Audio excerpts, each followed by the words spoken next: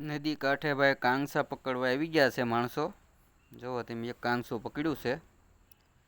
પાણીમાં ન વયું જાય એટલે એ બહાર કાઢે છે પગે પગે. જો પીડ્યું કાંસું. એ હમણાં એના કાંટા હોય એટલે માણસ પકડે નથી શકતો.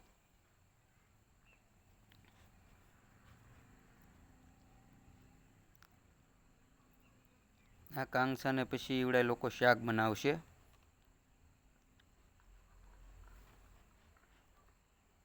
આ મીઠા પાણીની માછલી કહેવાય.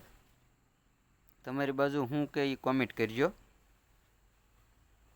અમારે તો આ મીઠા પાણીનું કાંસું કહેવાય છે. પણ તમે શું કહો એ કહેજો જરાક કોમેન્ટમાં. અને તમારો બધાનો સાથ સહકાર સારો છે ભાઈ.